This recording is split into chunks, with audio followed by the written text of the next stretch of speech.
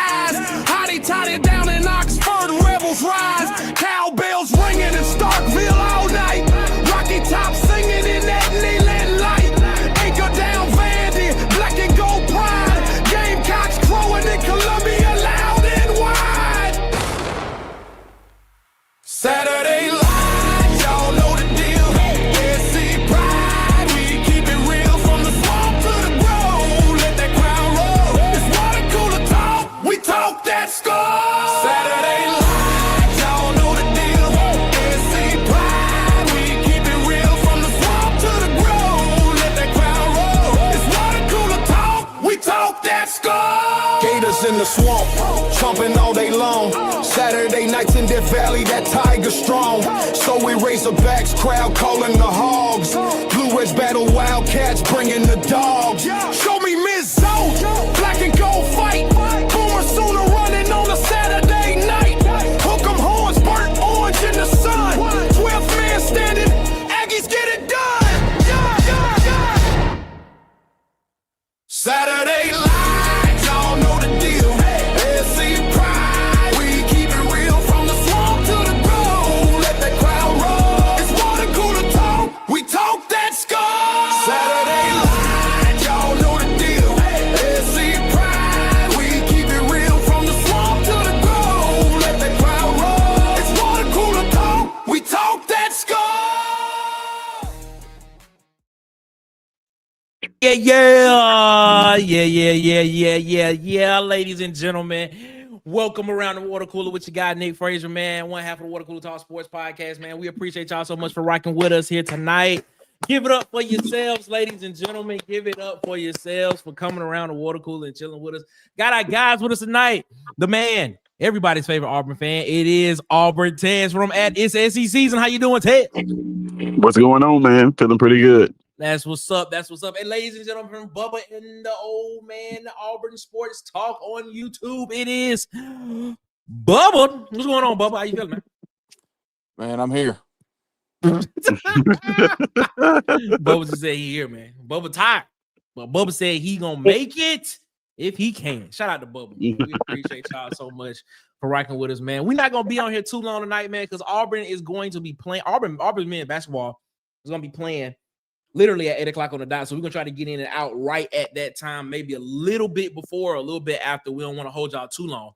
But before we get into it, make sure you follow us on Facebook at the Water Cooler Talk Sports, Water Cooler Talk Podcast on Facebook, man. Follow us on Instagram and TikTok at the Water Cooler Talk, man. Make sure you follow us on Twitter at CoolersPod23 on Twitter. And make sure you subscribe, like, share, hit the notification bell button here on YouTube, so you know when we post more videos and go live. Like I said, we are trying to hit 1,000 subscribers before the end of 2025. It's what we want to do. And we can't do it without you. We can't do it without you. I'm pointing right at you. Can't do it without you, man. So we appreciate y'all, man, for making that helping us get there, man. So please share the content. Go like the content. Do what you can to help us out, man, because you know what? We're trying to get there. Because I'm telling you, 2026, we're not trying to take baby steps. We're trying to take a big step. We're trying to take a big step for Water Cooler Talk Sports. I'm telling you. It's a leap. Yeah, a leap. That's what we're trying to do. A leap of faith. We're trying to take a leap of faith, you know, is what it is. So we appreciate y'all so much, man. And as always, y'all know, man, we're going to the locker room on Saturdays, man. Auburn will be playing Mercer. It is a 1 o'clock game, 1 o'clock kickoff on ESPN Plus. So we'll be here watching that game with you all as well. And then, of course, after the game is over with, man, Tiger Vent, the official post-game reaction show with our guy, the mayor, Marcus Fitzpatrick, DC Wolf, and Auburn Test. Man, we appreciate y'all so much, man, for rocking with us. See you in the chat with us real quick tonight, man, because I think y'all gonna like tonight's show. But shout out to everybody that's in the chat, man. Auburn Dad's in the chat. What's going on, Auburn Dad? How you feeling? Auburn Dad said he'll take whatever type wins us the most games. Wow. Are we there? Are we at that point right now? Man, just so tired of losing. Aren't we all, Auburn Dad? We all slugged up. Durkin in the chat. What's good, slugged up? The legend of Sweet Sugar Bout Williams, though. Huggy Beard himself, the Rooster Mac is in the chat. What's going on, Huggy? How you feeling, man? Mike McKinney, what's going on, fellas? War Eagle, how you doing? How you doing? Slugged up Durkin probably with the comment of the night so far. He said with the way the carousel is looking, y'all gonna have to redo the whole intro for next year. You right. But guess what? We're gonna hold on to it until at least June of 2026. And then if July hit, you'll see a whole new intro by then. Because what I tell you, man, this coaching carousel is some serious, bro. So trust me, it will be something different before then. What's going on, Rodney Williamson? Black Magic is in the chat. What's going on, my guy? Appreciate you so much, man.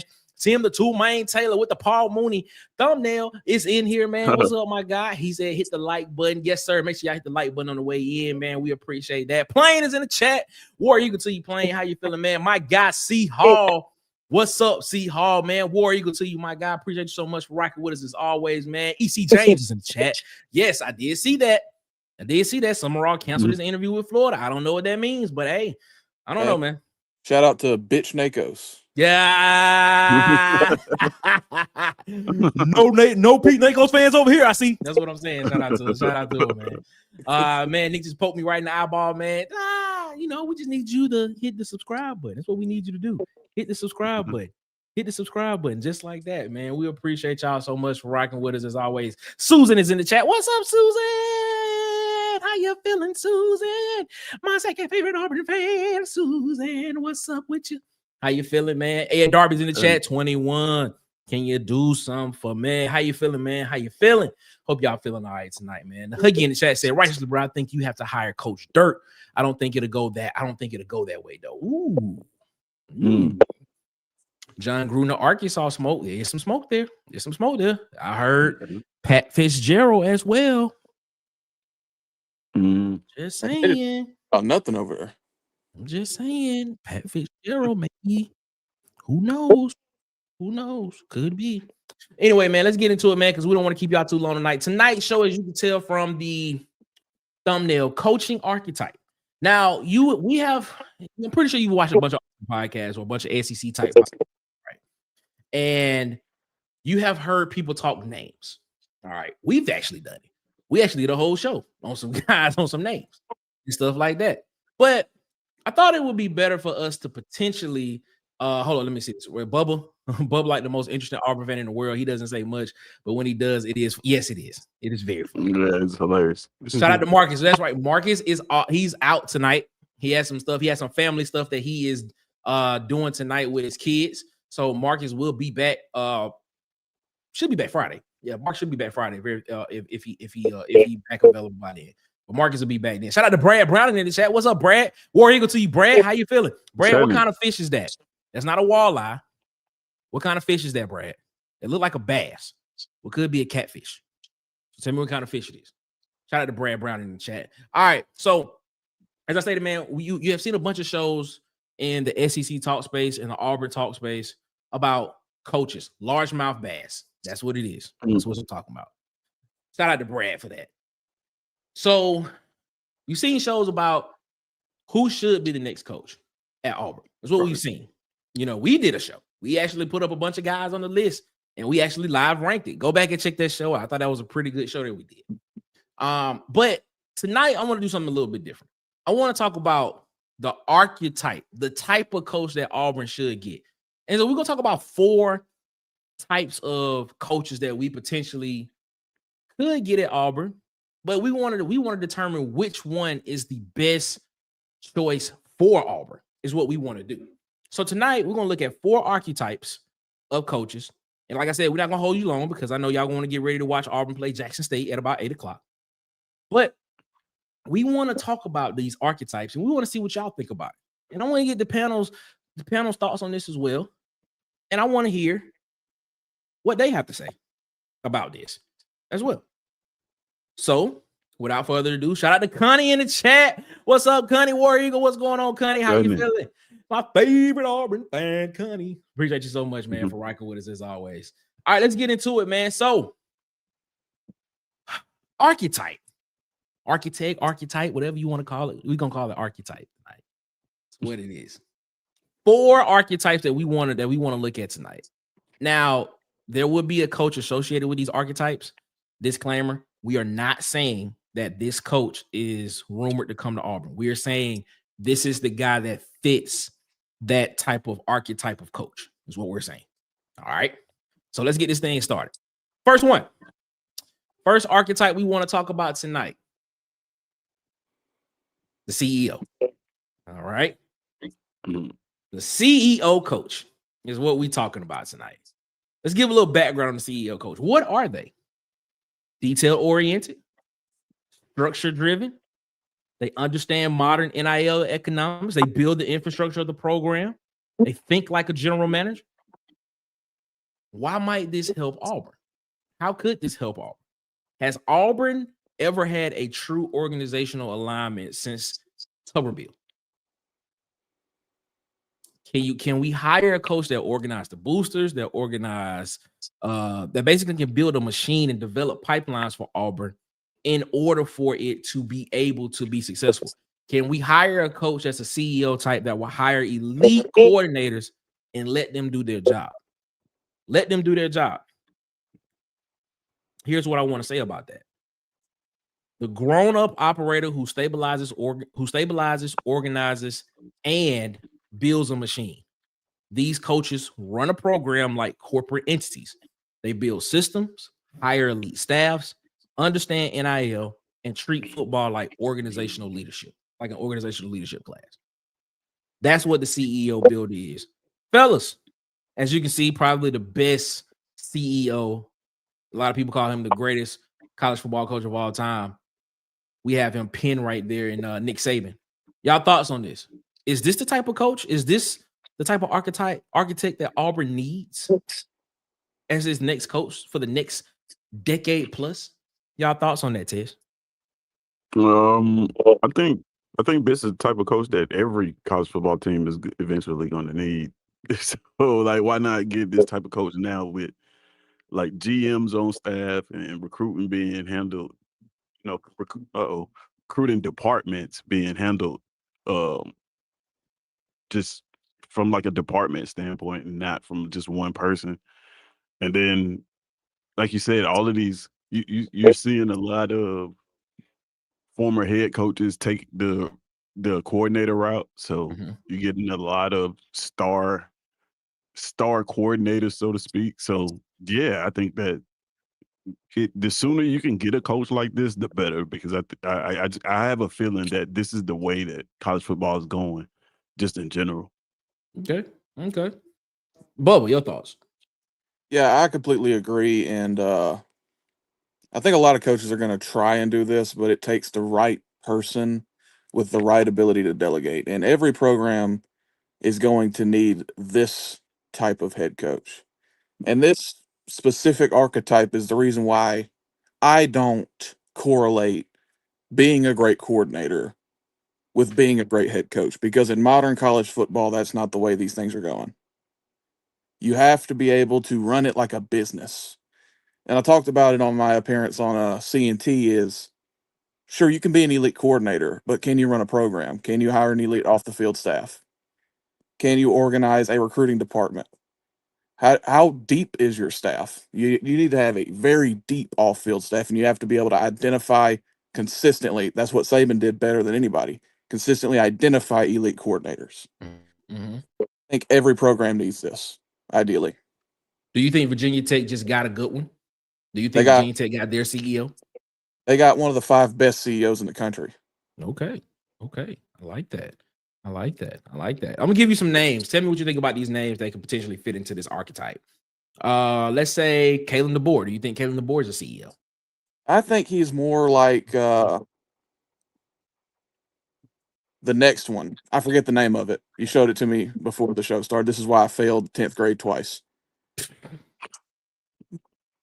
But I think he's more like the. He's between CEO and a guy like Lincoln Riley. He's between that. Okay. Lance Leopold from Kansas. Yeah. Yeah. Okay. All right. Kyle Whittingham. This is a good one. Kyle Whittingham at Utah. That's another one that's like top 10 at that. Yeah. I agree with both of y'all. I think this is the way college football is going to go to as well. Like, you got to have a guy right here that's going to be able to just be the guy at the top, be able to hire elite staffs, and to be able to notice and identify up and coming guys who could be elite coordinators that can end up coming off of their tree, basically. Like how Saban had. How people say the Saban tree.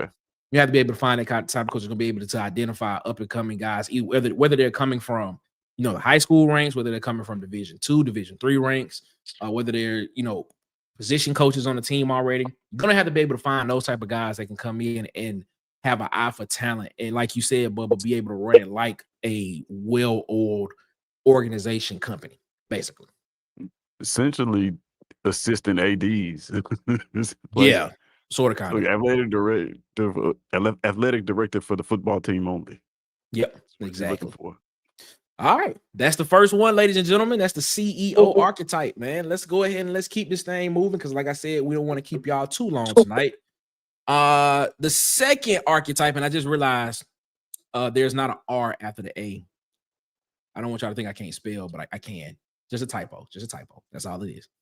Archetype B, man. Archetype B coming up is what we call the talent broker. The talent broker. Why the talent broker? What are they? Portal assassins. They understand roster liquidity. They treat NIL like cap space instead of like a cash management system. They treat it like cap space. They build highlight classes, top 10 classes. They can continue to do that. And most important thing is they can flip rosters very, very fast.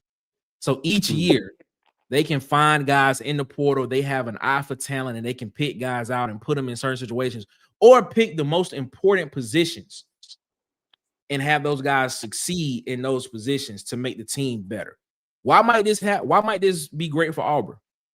Well, when you look at Auburn's roster right now, the talent is not bad per se, but we do have some deficiencies at certain positions. The main two being potentially you get a lot of people will say quarterback position, and a lot of people may say offensive tackle position is where we may have some deficiencies at. Very debatable there. But the question that we want to ask is, does Auburn need a portal magician to drag the roster into contention instantly? Is what that question is. And is this the type of guy that potentially could build and be the guy for Auburn moving forward in the future? Basically, these coaches treat their rosters like free agency. They understand NIL leverage. They identify quick impact guys and use a portal like a scalpel. Bubba, I'm going to start with you first. What's your thoughts on this, man? Yeah, this is a archetype that a guy like Drinkwitz has fit himself into as he's grown. Mm-hmm. He's managed his roster very well, and that's one of the biggest issues Auburn's had is Hugh Freeze did not manage his roster well from a cap space standpoint. You think of the positions we spent so much money on. We spent a ton of money on lesser valuable positions like receiver. You look like in the NFL, you might have one stud, and then you got a couple other positions like defensive line edge and tackle where you spend the most money. And so having a guy with a mindset more like an NFL roster would be very valuable. And I think this is probably the second best archetype on the list. Okay. Second best. Okay. We got some more coming. I want to see what you say about that then once we get past this. Ted, your thoughts? I don't know about this one. Like just because I think that you could add 5 more points or 5 more, I guess these are strengths, and still not to get to guaranteed to win games. Okay. Because I mean, essentially that's what we had, right? I mean, he's probably a hybrid between like a scheme guy or whatnot, but this is what he was, a portal assassin. He may have had to Bubba's point, he probably didn't understand portal liquidity. And maybe some of the cap space things, but yeah, building top 10 classes, highlight high. Well, I said hires. Well, we might as well stop calling them recruits and start calling them new hires now. Because that's what it is. But highlight hires and flipping rosters fast. He did all of that, man. And there's a lot of examples of coaches that can do that, but like, it's no guarantee that these guys are gonna win games. The few that do, you're looking at one on the screen. And Drinkwitz, and then you start scouring them, and it's like it's kind of hit or miss after that. So I don't know. I hadn't seen the rest of them, so I don't know where I want to rank this one yet. it's not bad. 'Cause you know, the game is about Jimmys and Joes, right? You got to have those guys that compete for championships. So it's always going to be value in that. But a lot of times when that's all that they are, yeah, they don't win very many games. You know, it's so funny because I was going down a list of guys who fit this, and Lane Kiffin was the first one that came to my mind when I was writing guys down. The second name that I wrote down after that, Hugh Freeze. Literally, Hugh Freeze was the second name that I wrote down. Deion Sanders was a name that I wrote down. I wrote down Gus Malzahn. I wrote down Jamie Chadwell. And I this one could be interesting, but I think he's doing a solid job. I said PJ Fleck at Minnesota. I view him more as a program builder, energizer type. Who, PJ Fleck? Yeah. Okay. All right. Talent broker. It seems as if Tez is not too hot on this archetype. Ladies and gentlemen, I'm gonna keep saying this. I know how to spell. It's just a typo. It's supposed to be an R after the A. I understand that. It's just a typo. But seems like Tez is not too fun about the talent broker. And it seems as if Bubba, you seem like you may be on the fence about this one, Bubba. You can't just be this, but if you manage the cap well and you hire well, you're gonna like look at the defensive coordinators Kiffin's gotten. He went Durkin, then he went Durkin's boy. That didn't work out too great. And now he's got Pete Golding. So you saw he had his most success with Durkin and Pete Golding, and those are two of the top 10 defensive minds in the country right now. Okay. So you hire well. Okay. All right. We gonna rank these at the end of the show. Because we're gonna rank them at the end of the show. But it seems as if a lot of people don't feel too comfortable about, you know, that talent broker part. All right. Let's go ahead. Let's get to the next one. I think this is the one that I'm not gonna say is my favorite, but it is one that I would probably put as my second. Maybe it's pushing for number one in my opinion. It is the program reviver, is what it is. We're looking at the program reviver. All right, archetype. What is the program reviver? Stabilizers. They build cultures. Normally, they are veteran coaches who come in and fix environments, which is basically part of building a culture there.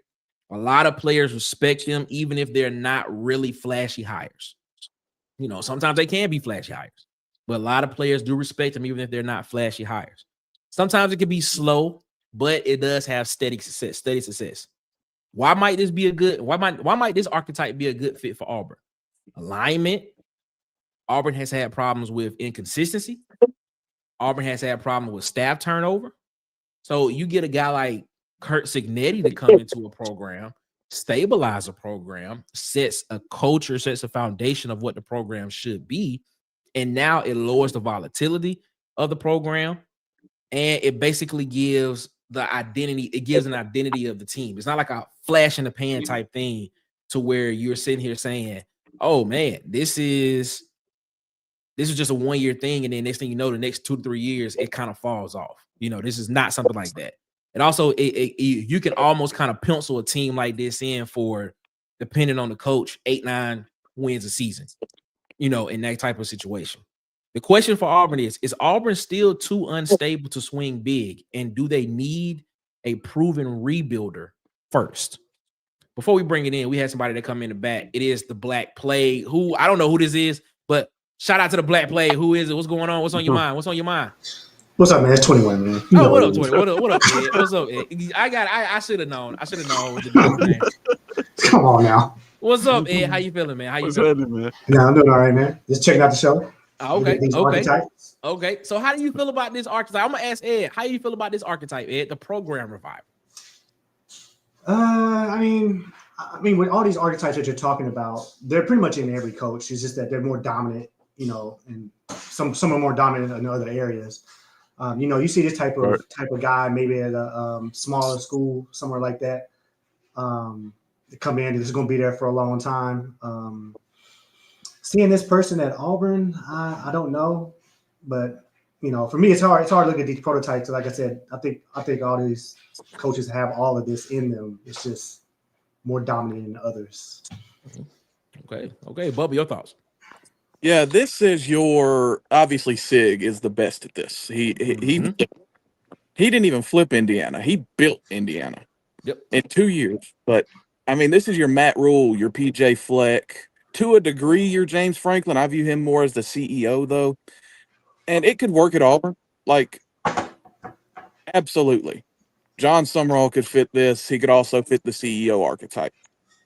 But these are the guys that aren't necessarily going to recruit at an elite level, but they're going to consistently be annoying. This is a great hire for a lower level SEC program, a mid-tier big program, and obviously this archetype and Luke Fickell dominated the American. So they're usually coaches that you feel like don't get enough respect, but they're not necessarily built for elite jobs. Okay. Another guy. The thing he did very well was, we already knew this from Auburn, but he had a quarterback. He identified Mendoza, which wasn't hard to identify because we seen it straight up. But he's the type of coach that can see that. The coach that we previously had, he don't know what he's looking at. So he's just looking at stars. But yeah, I agree that he's probably at a lower tier SEC school, but those type of guys right there, if they get their quarterback, they're gonna be good. So you telling me these are the type of guys that can end up being legends at an Ole Miss, is what you're saying? Yeah, they'll get Sig's gonna get a damn statue at Indiana. Indiana. I get what you're saying. Your thoughts, Tez? Same thing that they said. Like, I think you got to ask when you look at this type of coach, you got to ask the question: is like, is your next hire going to be your forever coach? Right? Because like that's what you essentially saying. And when you get a guy like this, is unless it's because we're not an Indiana, right? So as much as they love Signetti, there's still a tier that he can go above what Indiana and everything he's built. We've seen it happen time and time again where coaches build things at smaller tier schools, and then when they get those big opportunities and the time is right, they move up. That isn't necessarily the case of what this job right here is at Auburn, so to speak. So there's no guarantee that a guy like these guys, a lot of times we judge the success of these guys because the programs that they take over are not doing very well. From like, and I'm not saying that we are doing very well, but what I mean is like you said, this guy can get you 8 games a year. How long you have to ask yourself, how long with 8 games a year in the SEC before we'll be ready to move on to another coach? So that's what I out of the ones that you just put up, of course, I still like the CEO one first. And this one I think is a little bit better than the last one. That's fair. But not by much. Okay. What was the last one again? Last one was the talent broker. Okay. My question for you guys is what would you consider Rhett Lashley? He's the next one. He's what? The next one. We're gonna the next get one Okay, that's about to come up. All right. Yeah, we got 4. We got one more coming up. Then we're gonna Okay. discuss it all after that. All right. There it is. Program Reviver. First name that came to my mind is the one that is on the screen right there, Kurt Signetti. The second name that came to mind, Mark Stoops at Kentucky. Yes, sir. He deserves a statue at Kentucky, but he ain't gonna get it. No, he's not. That's the second one that came to mind. The third one that came to mind, Kirk Ferentz. I be pronouncing his last name wrong. Ferentz at Iowa. Another respected coach. He deserves so much more respect. Yep. Yeah. Fourth one that came to mind. I don't know how people feel about this one, but Shane Beamer at South Carolina. Yeah, he's on a downturn. If he last year, man, people would have went crazy. Absolutely, but again, it's not going to be consistent with him. True. Not with the lack of resources at that bum of a school. Very true. I agree with you there. To add another one to this one, which I believe fits this category, is BYU's coach, Kalani, whatever his name is. Yeah. Yes. Guy. Yes. That's a good one. All right. Program Reviver. All right, let's go ahead and get to the fourth one real quick. And the fourth one is the offensive architect.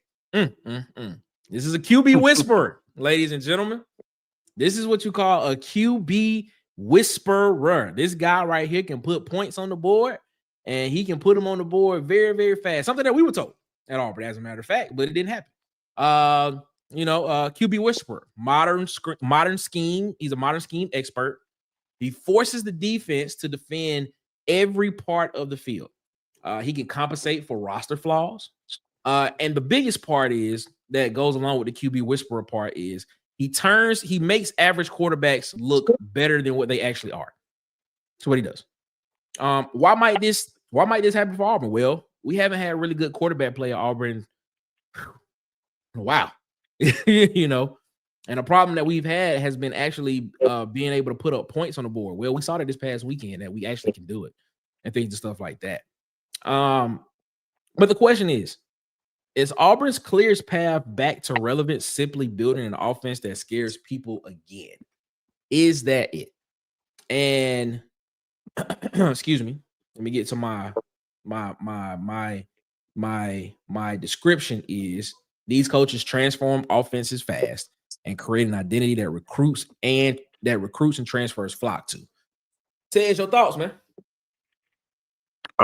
This one is I want to preface it by saying, like, I don't think that these are bad coaches, but I think it's probably the worst one on this list.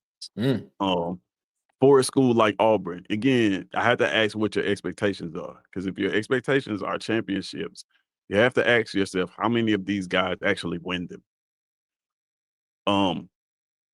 We've had these before. Gus Malzahn was one of those. Hugh Freeze sold itself as one, but it not necessarily paying through. But what I mean is like, yeah, these hires, when you hire someone like this and it actually works out, it feels great because you get the fireworks on offense, and you don't have that whole Sunday where you're sitting around wondering what happened on third down. But what happens with these coaches most times is they cannot give up control of that offense, and they have an inability to put together any type of competent defense, and it ends up suffering. They don't play complementary football. You can't win championships like that, and that's why the vast majority of them don't. So I don't know if I want to go down this route again. Interesting. Because usually the only way these guys end up being successful is they give up that whole offensive architect play calling and hire another coordinator and end up becoming CEOs like Dillingham. Like Drinkwitz. Yeah, like Drinkwitz. Okay. Ant just entered the chat, ladies and gentlemen. Ant for OC is in. What's going on, Ant? What's your thoughts, Ant? What's up, fellas? Chilling. What's on your mind? What's your thought? What's your thoughts on these archetypes? I think I'd take the program because he's gonna be sustainable year after year. He's gonna keep your program on a winning record. Okay. All right. Okay. He's taking the program provider. What are your thoughts about this particular one? I mean, we don't have that before. I'm tired of them. They feels a lot. I mean, they cool, but they feels a lot though. Okay. And you was talking about Lane. This the one. This is what I put Lane in. No, he's evolved past Real. it. You think? Yeah, he's evolved past this archetype. That's at Tennessee and USC and early on at Ole Miss, but he's evolved. If he is this archetype, he's the Michael Jordan of. Yeah, I was about to say that. Right? Yeah. He's in that echelon with Mike Leach of this archetype. Which means he's above it now. Yep. That's what it means. He's above it now. All right. Ed, your thoughts? Yeah, this is going to be a hard no for me for Auburn. But this is like you just said. I mean, this is the Mike Leaches of the world, Spurrier, Tony Franklin, any of them air raid, spread them out, put the ball up in the air. That's what you're going to see here. You see this type of architect be very successful at the FCS and like Division II level. Like that's what this architect shines right here. Because they gotta compensate for their roster and their flaws, and play in that type of system. So yeah, stay far away from this one. If you do get this one though, you need a Heisman Trophy quarterback. That's what you're going to need. You need a playmaker at QB. Period. If you don't got one, you're Gus Malzahn. Oh Lord, not So good. when I thought about these guys, the first thing that came to my mind is the one that's actually on the screen, Lincoln Riley. But a close second, Jeff Levy. Absolutely. Yeah. Actually, this could have went 1A, 1B, 1C. And I probably put this one at 1C. Josh Heupel, Tennessee. Yeah. You all mentioned Kenny Dillingham. And Chip Kelly. Chip Kelly probably would be the one that you would probably put in here as, I wouldn't say the originator, but one of the originators of this type of offensive of this architect. Would y'all agree with that? Yeah, Chip Kelly. Yeah. Very few people can 50-50 it and sustain a program, and I think him and Josh Heupel are the two that I feel like could consistently win doing this in modern college football. What about your guy Sean Lewis, Bubba? How would you fit him in this archetype?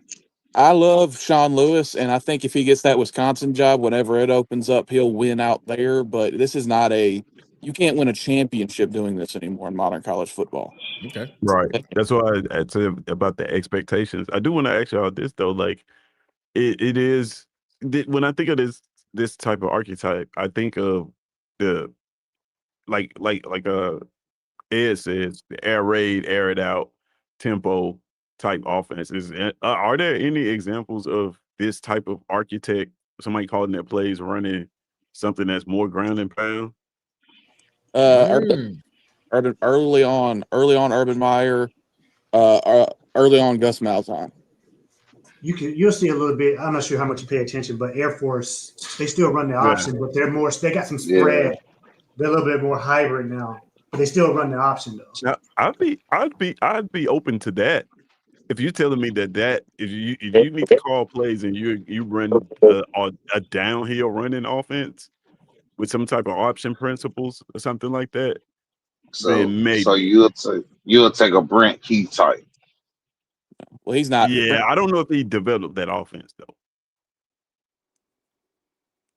I'm not sure. Georgia Tech, there's a misconception out there. They aren't running like the triple option. They're still profile. They just do +1 run stuff with the quarterback. Yeah, they're not running triple option no more. No, not no more. Buster Faulkner out there. All right, it is, man. Those are your 4 archetypes. Now, what I want to do now is, I think you all mentioned it earlier. I think Ed was the one that mentioned it. He said that you can't really just fit one person into one archetype. You really can't, just because a lot of these guys have a lot of the same qualities, but there's one that's more dominant. So let's talk about some hybrid archetypes, which is what potentially Auburn could use. Let's look at this. Let's talk about the CEO plus the talent broker. Let's put this thing: CEO plus talent broker. A Brian Kelly type of Dan Lennon, Mario Cristobal, Kyle Whittingham. What do y'all think about that? Could Auburn have a CEO and a reviver? Could we have an archetype, an offensive architect and a broker? Could we have an offensive architect and a CEO? Could we have an offensive architect and a reviver? Like, how do y'all feel about that? What would be the perfect hybrid archetype for Auburn in this situation? I want to ask Bubba this first because Bubba has his finger on the pulse about this. Bubba, what's your thoughts? Well, you look at who Auburn's looking at right now. Drinkwitz would fit in the CEO plus talent broker type. Okay. That's where he fits. And I think that is probably the best combination. That or CEO plus reviver, just because I see Mike Elko over there. And Mike Elko is a stud. But CEO plus talent broker, if you're able to flush out a full program and hire an elite off the field staff and you kill it in the portal, and you understand modern college football, and you merge all that together, you that's where you get an elite program. Okay. Mhm. Okay. Tez, your thoughts. What are you thinking, Tez? What are you thinking? Which Um, combination would you like?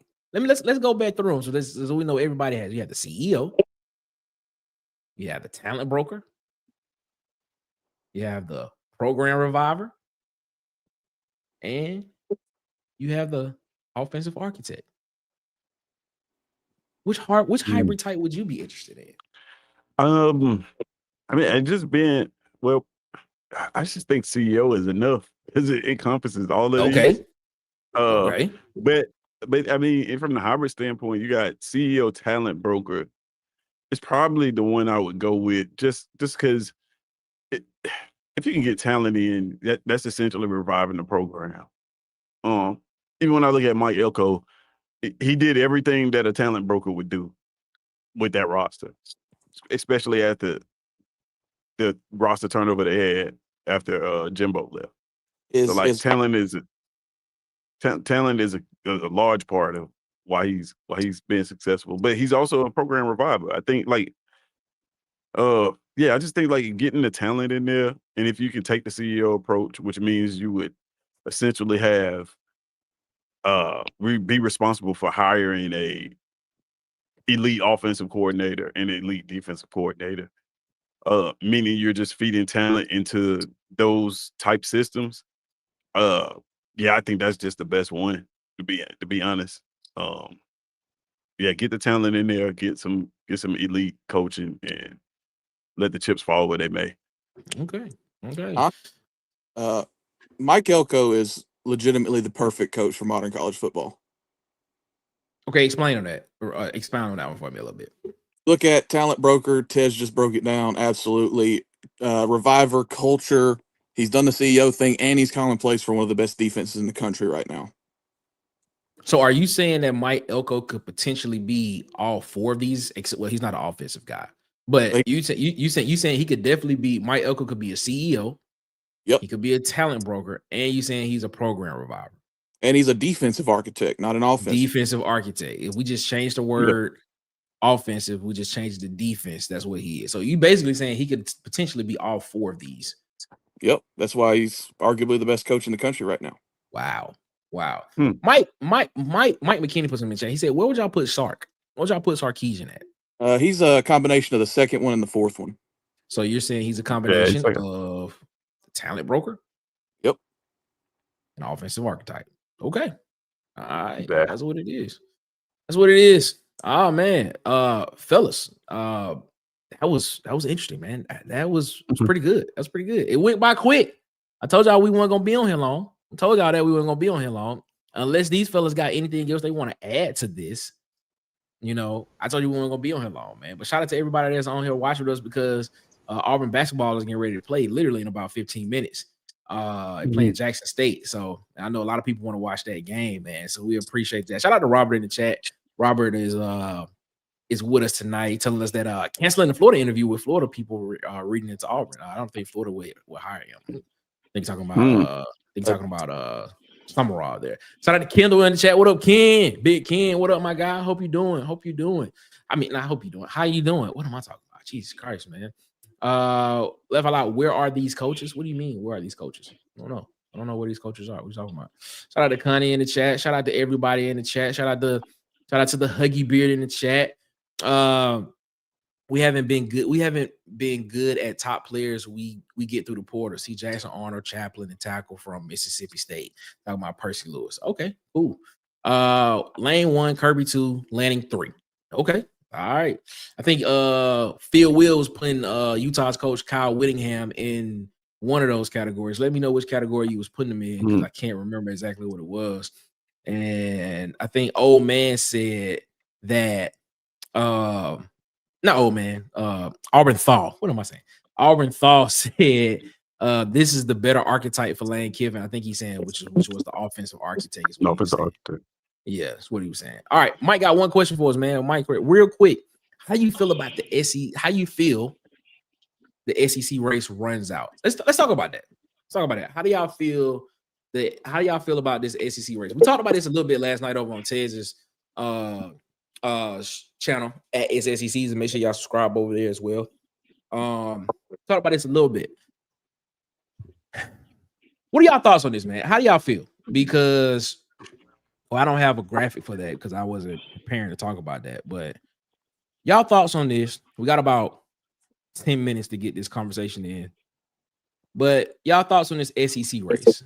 You look at the college football playoff rankings that came out, right? You're looking at potentially right now you have 1, 2, 3, 4, 5 teams in the top 12. Right. Do you think the SEC will get 5 teams in the college football playoff? Yeah, absolutely. Yes. Wow. I think so. Wow. Why? I think so. We talked about it last night, but then like after I got off that of the channel, I was looking at that race and what stood out is like they don't play each other. Like of those 5 teams, none of them play each other.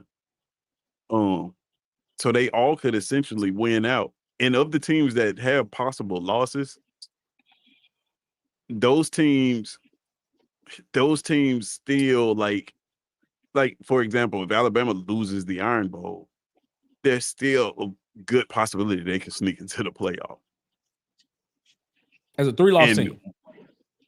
As a 3-loss, like trust me, when these 2 weeks are over with, you're because it's not that many spots to fall, is what I'm saying. When you start dropping teams down, you're gonna start hitting 3-loss teams right around 14, 15.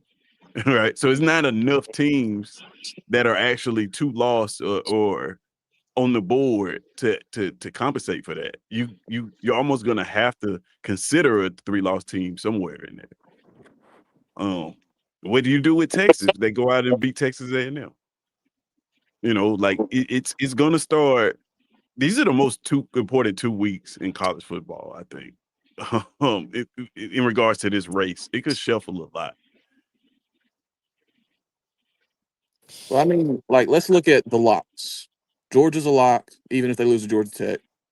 Ole Miss is a lock. A&M's lock. Then we only need 2 more.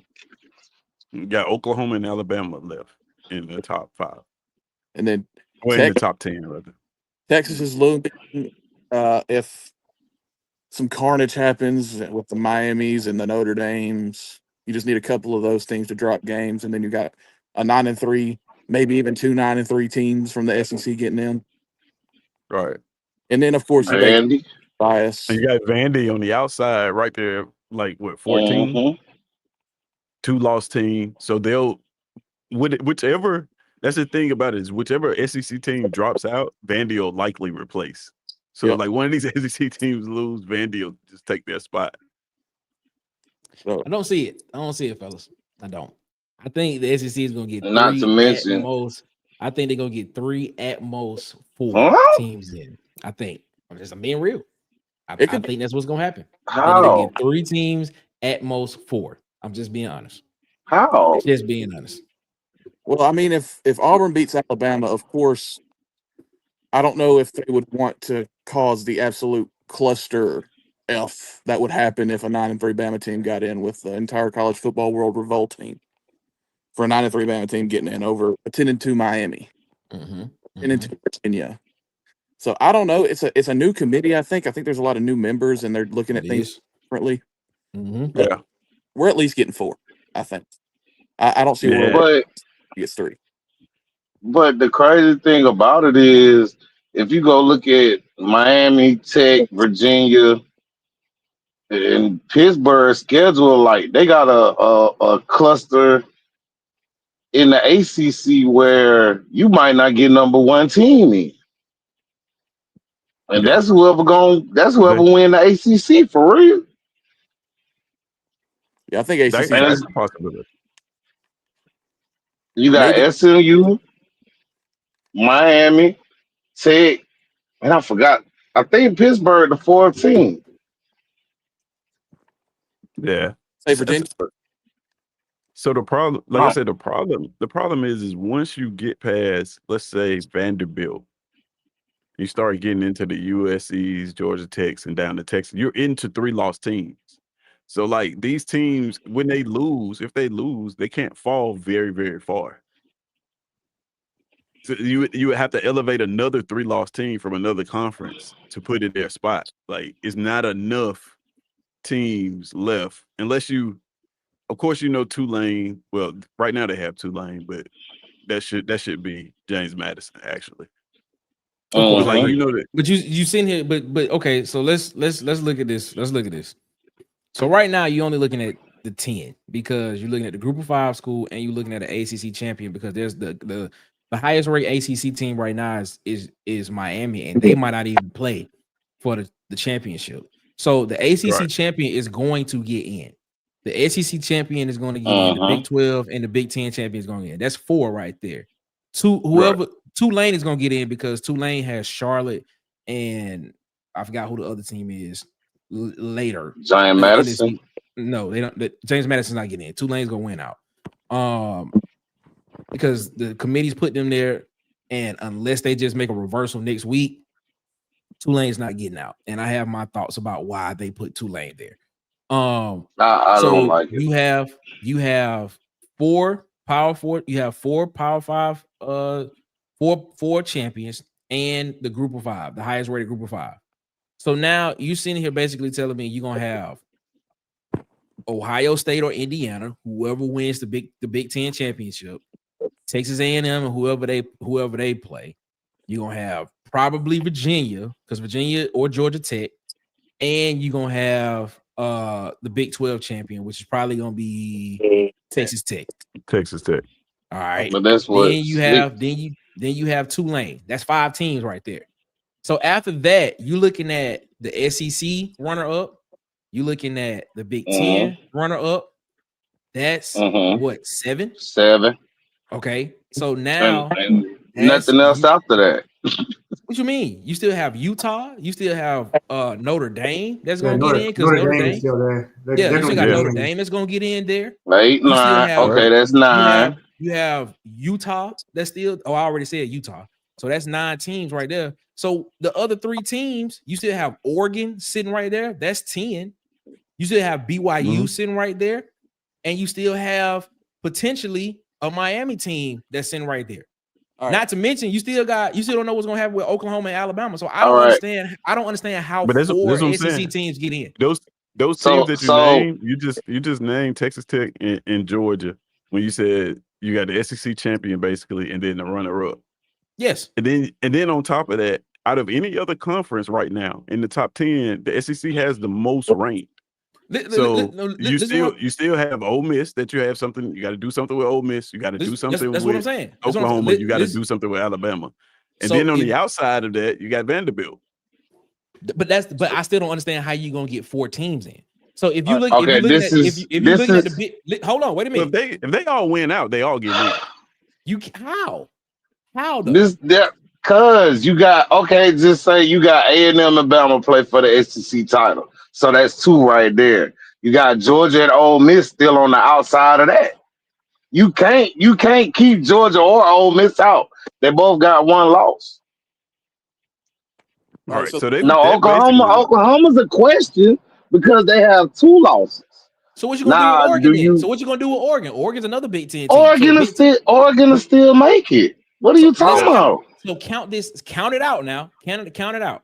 You have the Big 10 champion, the SEC champion, and the runner-up. So we'll do it like this. Wait.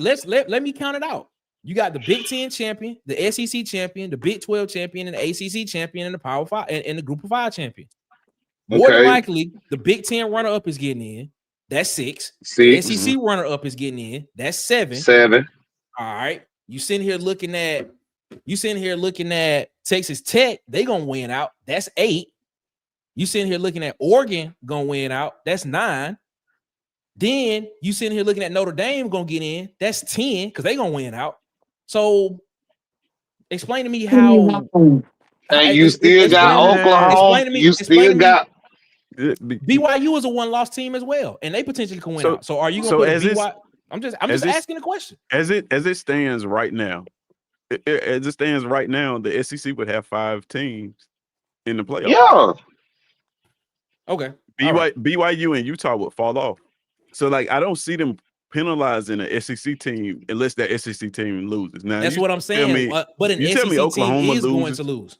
An SEC Yeah, team is what? going to lose. I mean, we have to see that these other teams, these other They could lose as conferences, well too. they could lose as well. But what I'm saying is like even when they lose, like for example, who does Oklahoma have left on their schedule? LSU and somebody. LSU and OK State. Oklahoma State. For OK real? State. No, We'll Oklahoma gonna win out. So let's say they lose. Let's say Oklahoma loses to LSU, right? Oklahoma now has 3 losses, right? Can you put them behind a 3-loss Texas team? No. Okay, but Can what you y'all put them behind? what y'all You missing? see what I'm saying? They're not gonna fall that But far. what y'all missing in what y'all are missing in this whole scenario is that BYU and Utah are still right there. And BYU and Utah are more than likely going to win out. So hold on. how are you gonna jump a 1-loss team from those conferences because it's an SEC team? Well, for one, So I would say you I would say this. sitting there. If they win, they beat Tennessee, who is a ranked team. My point in the exactly. conference game. They're You probably got- going to move up in the top 10. I don't know about. I'm not saying You you got wrong, I'm not Oregon. saying you right, but I'm just saying how are you gonna sit here? How are you gonna jump those teams? How are you gonna jump a 2-loss team over a 1-loss team? Over 2 1-loss teams? Okay, so look, so you already got 4 SEC teams in there regardless, Nick. No, You got the champ, the runner-up, Ole Miss, and Georgia. Okay, all right. Or Alabama. Okay. Whoever, whatever. You got 2 that's gonna make the title game and 2 that's not, but they still gonna be in there. I literally just said it's if gonna be they either all 3 went or up. 4 teams that make it. Y'all said 5. Okay, so look, this the I'm thing. saying You if got if they Oregon. all went out, they all get in. Is what I said. Okay. Yeah, I you mean, got as it Oregon stands right now. You're correct, but what I'm saying Yeah. is not all of these teams are gonna win out. So who would take the loss then? You tell me which one take the loss. You Well, can pick Alabama one. taking I the don't loss. think- Will in 2 Georgia weeks. Tech? Can Georgia Tech beat That's Georgia? the closest Yes, they one, can. Tez. Alabama Georgia taking Tech, the loss what you in 2 mean? weeks. Georgia Tech can beat Georgia. What are you talking about? That's the closest one I could think of. No, the Georgia best Tech can beat chances. Georgia. Yes, they can. The best Georgia chance Tech is Auburn beating gonna have Bama. a hell of a game. They're gonna give them a game. Mississippi State can make it a game against Ole Miss because guess what? Mississippi State play that game at home. And Lane You know ain't what I'm saying? Lane the game all year, so He he almost might. had one this past weekend against Florida. Okay, but your best chance out of all these 12 is probably gonna be Bama. All right. It really and truly. Okay. I can't see the playoff committee leaving out a 2-loss team in the SEC. All right. All right. I mean, Oregon got the worst challenge of all this weekend. So you might be looking at a 2-loss Oregon team after Saturday. Who do they play this weekend? The USC. Oh, that's an interesting game. And BYU plays Cincinnati. And if Utah plays K-State. And if So USC in case Kansas State ain't been good, ain't really been good all season. Let's Man, Kansas State will it one could be though. a game, but I'm not sitting here saying Kansas State is gonna win that game. Now, the interesting thing is if USC beats Oregon, what do you do with USC? They ain't gonna jump a 2-loss SEC team or a 1-loss. This is like a lot of people. I think there's a misconception that that the playoffs was put together to keep the SEC out. Like, no, this is the SEC Invitational. It is so easy for all they got to do is win. It is because I don't know the way that the teams are ranked and the way that they weigh SEC games. It's always going to favor this conference to get the most the maximum amount of teams in, unless they do something like last year where they. You got to ask yourself, does the ACC runner-up get in this year after last year? The ACC runner-up got in and they got dog walked. Do you weigh that in any way? Do you think that they have some type of are they looking at this and looking at last year and say, oh, well, this happened, so we want to correct that? You weigh the same thing about the SEC because Tennessee went to Ohio State and got dog walked. So I mean, if we gonna use that. You gotta say the same thing about that conference as well. This is the reason. This is the reason why I always had an argument about conferences. Just talk about teams. Let's talk about teams. Let's not talk about conferences. Let's talk about teams and how good teams are. That's what we do. But Tennessee went to Ohio State and got dog walked as well. So my thing is So the point that you're trying to make is I'm sitting here saying if USC wins and they do it convincingly, now you have a case of where you can say this team apparently this committee is going off of eye test. They looking at a team. That's the reason why Notre Dame is ranked as high as they are, because they look like a team that can go, they can be in the playoffs and compete. If USC go out here and basically dominate Oregon, now you really have a conversation on hand of saying, where do we put USC at? And the fact of the matter is, you gotta put into that conversation is USC is a legit brand, and if you get the brand of USC back, you got the West Coast back. That's all. That's another conversation as well. So that's why I asked the question. What about for the same reasons that you asked? And I know the only thing that's different is the loss column. What happens if Texas goes out there and dominates Texas A&M? That's a great question. What do you do with Texas? Texas A&M is not going to fall because Texas A&M is still going to play for the SEC championship game. True. But what do you do with Texas? You still have to figure out how you do that. You still have to figure out. For all the reasons that you just made for USC, Texas will have every single argument that you just made at their disposal. But let's look at Texas, and they will have beat a higher ranked team. Let me ask you this question. Just by watching Texas play, do you think Texas can go out here and do that to Texas A&M? Hell no. But no, my point exactly. No. Now looking at USC, watching USC play, do you think USC can go out here and actually beat Oregon the way that Oregon has been playing all season? Do you think USC can come out here and beat USC by 10 points? Oregon. I mean, no. I mean, it's not about what you don't think. You don't think USC. You don't think USC can go out there and beat Oregon by 10? No, I think that'll be a good game, but I don't think like. Oh wow! I still think Oregon is a better team than USC. Okay, but I don't know. Like, I guess my point is like I have no idea. But I'm saying that if it does happen, what do you like? You made the case that you would have to put USC up there. What would you do with Texas if they go out and beat what is now the number 3 team in the country at the end of the year with 3 losses? And everybody's saying they should be number 1. Say it. If Texas somehow beats A&M, they have 3 losses right now, they will be bumped up, but they're not going to hop a 1-loss BYU. My point is that's all I'm trying to say. Now, if BYU had 2 losses, then yes, probably. You're not going to do it. Not a 1-loss BYU. You're not going to hop Utah. You're not going to hop BYU. That's not going to happen. They're not going to put a 3 losses. So who BYU? Yeah. Now, if this was next season, and you sitting here saying that, well, the SEC had a extra conference game and they played another team out of conference, you got an argument. That's a legit argument to have. Now, if this was 2020, whatever, 26, 27, whatever that would be, that's a legit argument to have. If you saying Texas go out here and beat, if this was next year and Texas goes out here and beat Texas A&M, it's a legitimate argument. It's a legitimate argument. A 3-loss team beat the number 3 team in the country. They played an extra conference game. They played an extra conference game, and they played an out of conference opponent as well. Well, see. So here's the thing about it. BYU would be playing in the Big 12 champion, so this wouldn't be a 1-loss BYU team. It would either be the Big 12 champion or a 2-loss BYU team, and I think they would put Texas ahead of a 2-loss BYU team. Absolutely. They would. Their brand is not next. You talking about next week? No, I'm talking about in 2 weeks. No. Oregon and USC played this weekend.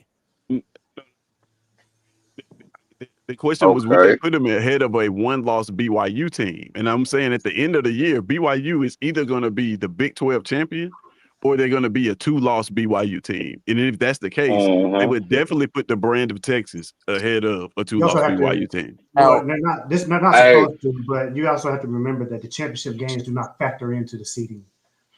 That's what the thing about it is. Like, they said that, and when they proved it last year, when they let SMU in there, they then penalized them for losing the ACC championship. But they also were very, very specific coming into this year about language. And we see Notre Dame ranked up there now based on who they played. Of course, they you can argue that they shouldn't be ranked that high. They've had them ranked up that high. They've been consistent with that the entire year. So like in my experience with the committee, the human element always has a need to correct itself. They're going to consider SMU in that game if they have to make a decision like that. And I think if they do, they're going to opt for the brand in the SEC. Yeah, Hey, I just got that feeling. Let's not forget Ohio State's not out the woodworks yet, now. Ohio State's a lock to get in, though. Yeah, they undefeated. No. Yeah, even if they lose, they'll get in. They'll get They in. undefeated. Period. Like I said, the criteria ends at the end of the season. The championship games do not count. They're not supposed to. But like Ted said, they may come into a factor. But yeah, Ohio State's automatically in. Indiana's in. Texas A&M is already in, unless they lose 2 games. But they're already in. Ohio State It just depends on where they're going to be at. Ohio State could lose by 30 to Michigan, and they could lose the Big Ten championship by 30, and they'd still be top 12. Yeah, it's like the time when Oklahoma was on top of the BCS, and they had that large lead, and they lost. And they were still the number 1 ranked team. Yeah, exactly. The next week. Exactly. Yeah. Yep. Yeah. Exactly what it is. All right, fellas. This has been a good show. That was a good debate. It was a good talk. That was great. We should do that again sometime. But we're gonna get up out of here, man. Ed, what you guys say to people before we get up out of here, my guy? Losers.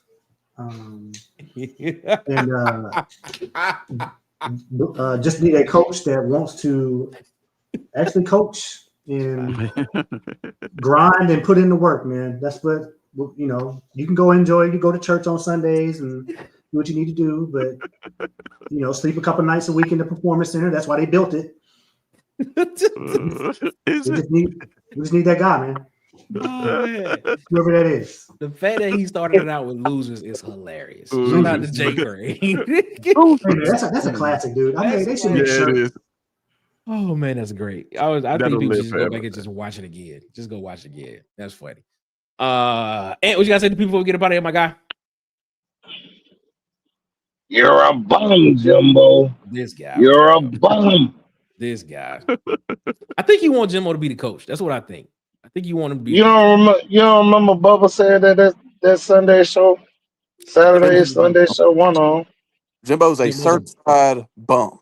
We know. See, I agree with see what I'm talking about? We know. Now, how would I want him to be the coach? Never. I don't rock with him. I mean, what I got to say, I feel like today was a telling day. You seen Summerall decline his Florida interview, which makes things more interesting now.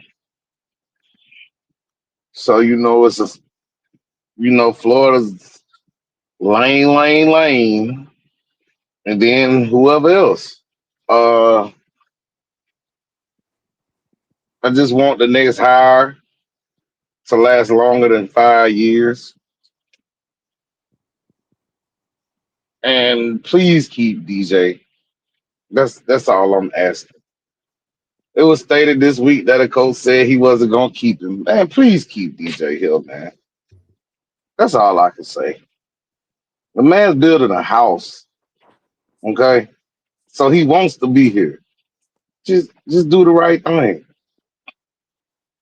All right. You heard from Insider Ant. Ant told you, man. He said he want to be here. That's what he said.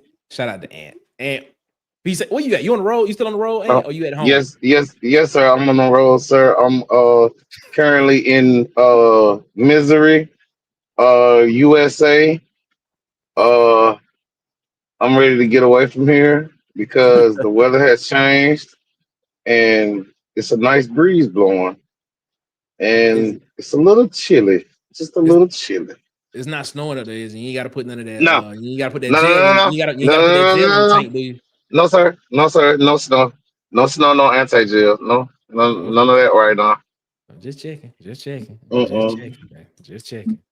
All right, Ant, man. Y'all be safe. Be safe out there on the road, my guy. Yes, sir. Oh, and let's go Auburn. Beat Jackson State.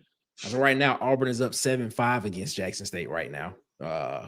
Game just tipped off a couple of minutes ago. So Get ready to go watch this.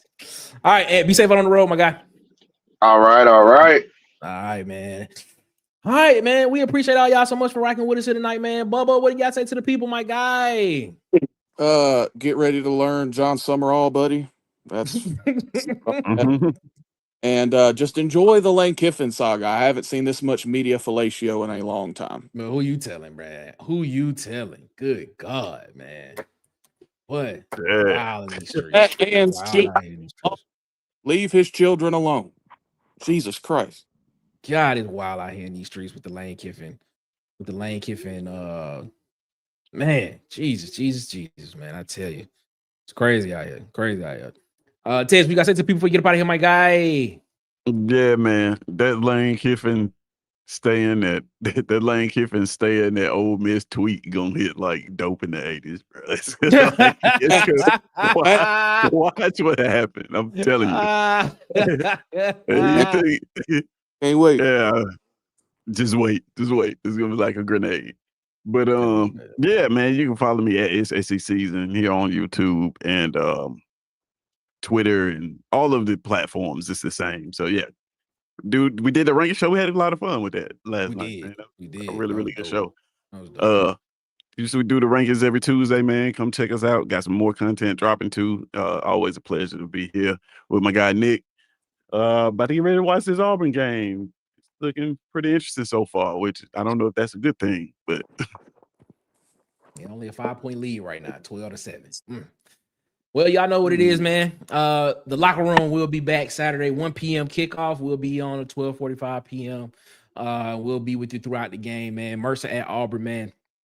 It's gonna be a great day, man. Great day, great back. We should be able to see some. Hopefully, the offense can put up points and we can see both quarterbacks play efficiently. This Saturday, so 12:45 p.m. East Central Time. Excuse me. We'll be going live. We'll be going live to make that happen. The Tiger event will be coming on right after that, man. What I got, Marcus Fitzpatrick, the mayor, DC Wolf, the man, the myth, the legend, and Auburn Tez will be on there as well. Make sure that you subscribe to these YouTube channels at It's SEC Season. But I got Auburn Tez at Tight Sports, Alabama Football Megacast, at Auburn_Addicts. What I got, DC Wolf, at the Uptempo Podcast. What I got, Dustin, Sharpshooter Sports Talk. What I got, B Sharp, the Go to Broom Podcast with Vandy Chris, and at the Huggy Beard himself on YouTube, and at the Huggy Beard on Twitter. I got Bubba and the Old Man, Auburn Sports Talk on YouTube. Make sure you go over there and subscribe to Bubba and the Old Man, Auburn Sports Talk on YouTube. I got JMHO Sports Talk, just my humble opinion, Sports Talk with Coach Sean on YouTube, and On the Block Sports with Coach Carl as well. Make sure that you support the people that support Water Cooler Talk Sports, man. Follow, I got DJ Hollywood Media. Follow him on TikTok, Instagram, and YouTube at Hollywood_media. That's Hollywood with an EY. And make sure you follow him on Facebook at Hollywood Media with 2 A's on Facebook, man. Support the people. Mess with the people that mess with Water Cooler Talk Sports, man. They want support. I got DJ, man. Shout out to DJ for giving us the jerseys. I got it hanging up right here, right next to me. Shout out to DJ, man. We appreciate it, man. That's my quarterback. That's my quarterback for real, man. Shout out to DJ. As always, man. We appreciate y'all so much, man, for rocking with us as always around the water cooler. We'll be back Friday, 8 p.m. Eastern, 7 p.m. Central on Friday, man. We appreciate y'all so much for rocking with us, man. Calvin Peterson in the chat. What up, Calvin? What's up? He said War Eagle for life. What's up? Shout out to you, Calvin. What it is, Slugged Up Durkin said, hey, Ant, the lot lizards are running wild, bro. Stay away from them. Stay away from them, my guy. Stay away from them, man. Yeah, you don't want to know. Trust me. It's I know. I want to know how to this conversation. It's a lot. It's crazy, bro. It's no crazy. pun intended. It's crazy. You don't want to know, dog. But man, we appreciate y'all so much, man. Before we get out of here, man, make sure. Oh, that was B Sharp. Shout out to B Sharp in the chat. I wasn't gonna say them words. But shout out to B Sharp, Sharpshooters Pod, man. Make sure y'all go over there and subscribe over there as well, man. Before we get out of here, follow us on Facebook at the Water Cooler Talk Podcast, man. Follow us on Instagram and TikTok at the Water Cooler Talk on Instagram and TikTok, man. Follow us on Twitter at CoolestPod23. And like I said, man, we are on the road to 1,000 subs, and we trying to hit 1,000 before the end of the year. We got about 31 plus 10. We got about 41 days left to get to 1,000 subs before the end of the year, man. So help us out, man. Hit the subscribe button, hit the like button, hit the share button. Help us out, man. We're trying to get to that 1,000 subscriber mark before 2026, because guess what? We taking a leap in 2026. I'm telling you, you want to be on this water cooler talk sports train, bro, because trust me, you're going to enjoy it.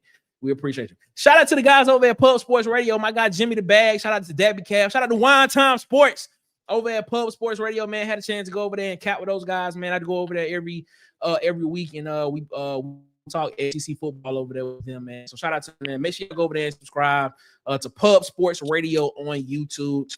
Check them out. Jimmy the Bag, Dabby Cab, and I got Wine Time Sports, man. Shout out to all those guys over there, man. We appreciate them so much for allowing me to come over there and rock with us, man. Sharp said he's live tomorrow, so make sure y'all over there on Sharpshooter Sports Talk. He'll be live tomorrow, so make sure y'all head on over there because they will be live there. Tell Lil Huggy we said what's going on. What up, Lil Huggy? How you feeling, my guy? Hope all is going well. Hope you're doing all right, my guy. Hope you're doing all right. All right. We about to get up out of here, man. We appreciate y'all so much, man. We're going to get up out of here. We appreciate y'all, man, as always. Just know it's never, y'all presence is never not appreciated, man. Thank y'all so much, man. Until next time, ladies and gentlemen, as always, man, y'all have a good one. Better yet, y'all have a great one. Y'all be blessed, man. Make sure y'all get a man upstairs above his because he deserves all the praise and all the glory. And until Friday, 8 p.m. Eastern, 7 p.m. Central. Back around the water cooler, ladies and gentlemen. It is one love. And guess what, man? We are out this mug. We are gone. We holla. Peace. Boys and girls of all ages, you're tuned into the Water Cooler Talk podcast, the biggest podcast in the world. Yeah. Thanks for checking out this episode of Water Cooler Talks with your hosts, Nick Frazier and Marcus Fitzpatrick. Make sure you like and subscribe on your favorite podcast platform so that you never miss an episode.